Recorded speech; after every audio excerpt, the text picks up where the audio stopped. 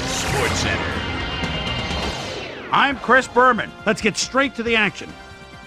In our first game this week, we had the Browns steamroll to a 27-point blowout. We had a big trade also of note here. Trey's got the lowdown for us. Trey? All right, Chris. Well, trades aren't quite as common in the NFL nowadays as they are in other sports, certainly. But we've got news to report to you on the trading front nonetheless. Flozell Adams leaves the Cowboys and is on his way to the Titans, so he'll be asked to be a big part in what'll be a revamped offensive line. In exchange, they'll get someone to beef up their roster. Keith Bullock is someone whose versatility is certainly appealing, as he can play both the run or the pass from his linebacker spot. Treandus Luke stepped it up this week and gave his team some added firepower for the win. In a long-standing AFC rivalry, we had the Titans pick up their first win of the year. Brett Favre airmailed 350-plus yards and helped his Packers beat the Bears. In the Queen City, Cincinnati, we had the Bengals lose by just a single point. Bills, Raiders. Travis Henry is inside his own 20.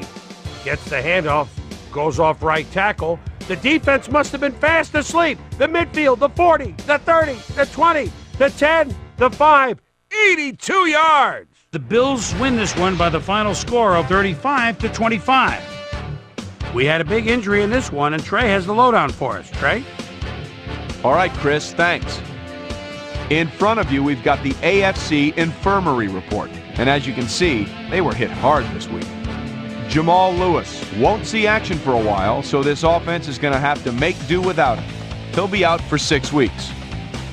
In front of you, we've got the NFC list. And as you can see, they could form their own MASH unit. Mike Allstott might be the biggest loss on this list. He'll be out for 12 weeks. Now we'll move on to our top story of the day. Charles Woodson is going to be watching from the sidelines for a while, as his injury will deal a major blow to this team. So that'll do it for now. Chris, let's send it back to you. Down in Qualcomm Stadium, we had the Chargers lose by 6 points.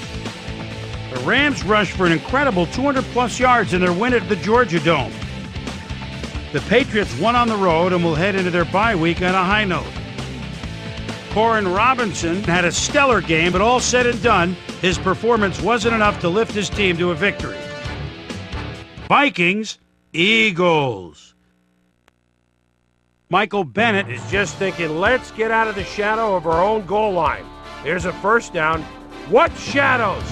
The only shadows are the defenders behind him. He could go all the way.